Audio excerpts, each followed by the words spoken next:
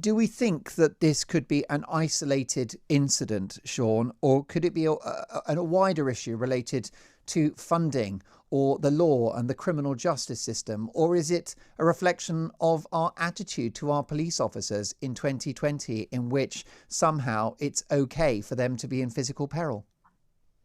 I think the first thing we need to do is give the police the space and the respect to deliver a really good investigation.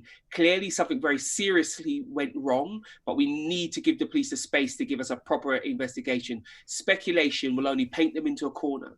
And what I'm very clear when I'm Mayor of London, I will not be causing the police any problem. I will be representing them. And part of that starts now by giving them the space and letting them have the conversation they need to have privately before they give us a full, detailed description of what happened.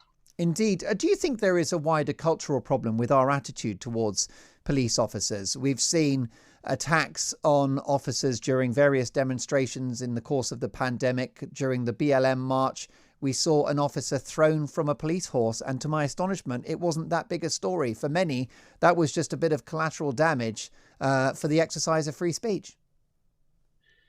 There's no doubt there's truth in what you're saying.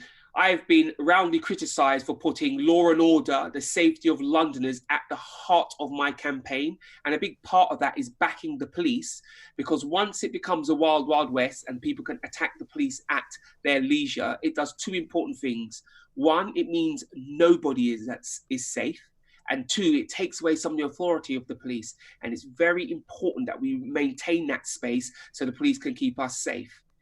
Some of what's happened across the summer would lead one to believe that definitely the police are operating under great pressure because they're not being supported by their political backers as they should be. And it means that certain people in the public think they can do whatever they like to the police. And I'd like to remind everybody, if somebody attacks a police officer, they're effectively attacking all of us as well.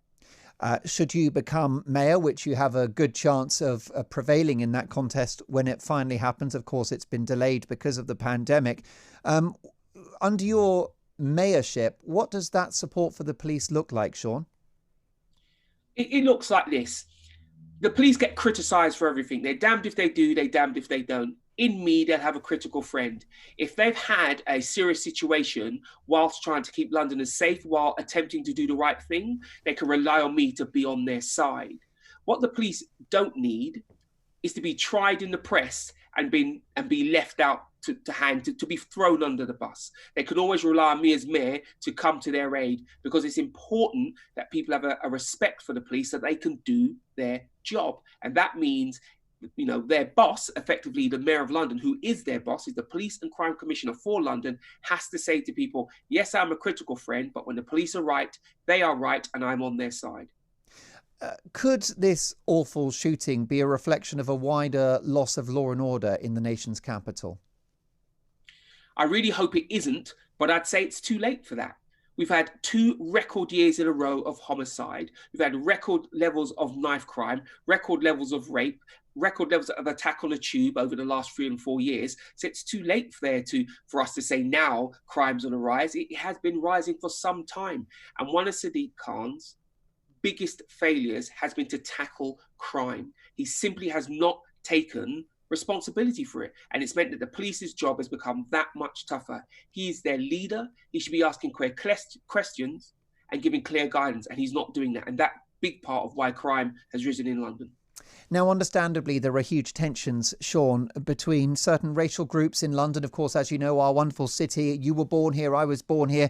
It is a fantastic celebration of a multi-ethnic society. I think it's a great success story in terms of multiculturalism, but there are tensions, aren't there? Do you think there are issues with how the police go about their work for fear of offending any particular groups? And is that making it harder to have law and order? I think the issue for the police is traditionally there's been tensions between different communities. And that's why I say I want to stand with the police, because the other end of the scale of supporting the police is helping them through that motion, getting better connected to communities, delivering what those communities want, because it will remove the idea that the police can't speak to certain people for fear of offence. Let me make this quite clear. No community benefits if the police feel afraid to carry out their job in any community. And I want them to give them the cover to carry out their job properly for everybody. It is essential that the police have access to all communities for the good of us all.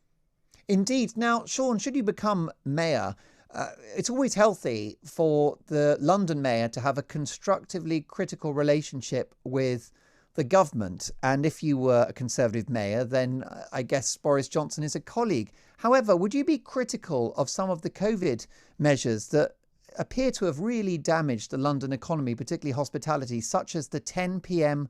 curfew? We haven't had a squeak out of Mayor Khan. Certainly there are implications, aren't there, for the London economy with policies like this. What would you say to Boris Johnson about that?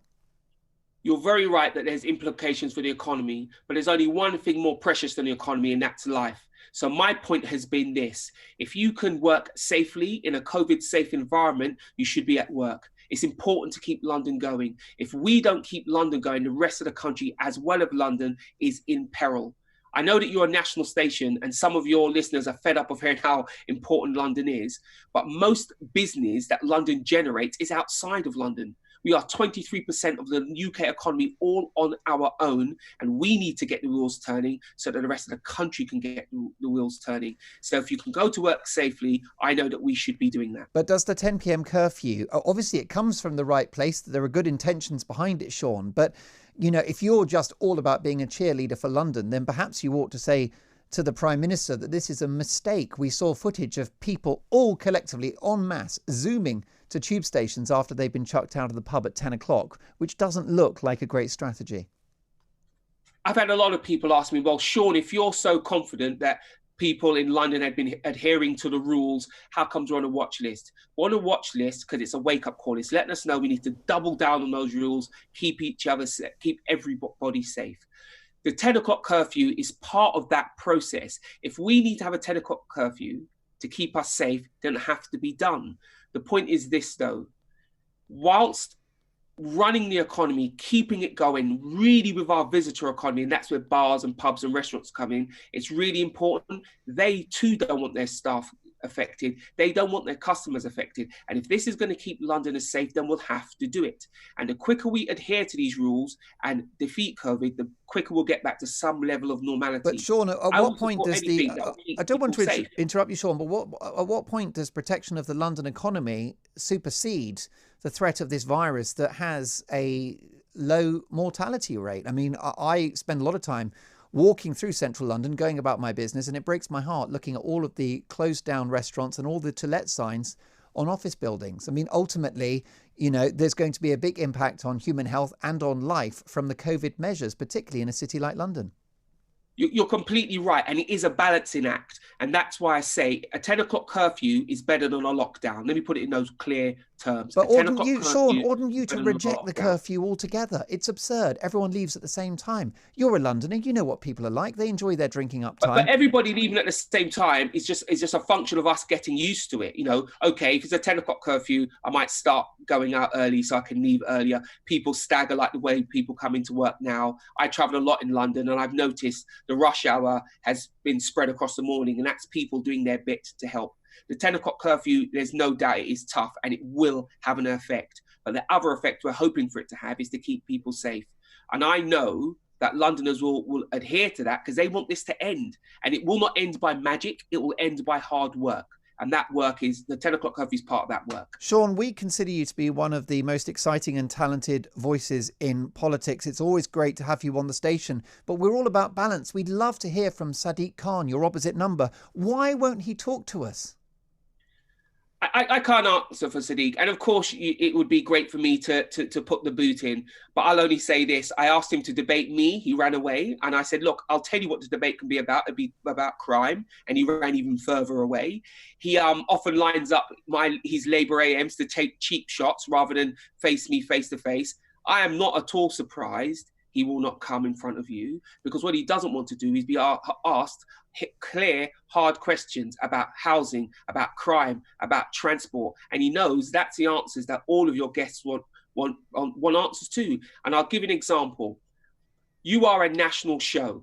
When you ask him about crime, I want your listeners outside of London to remember, London crime has become so bad, we are now exporting criminals to different parts of the country.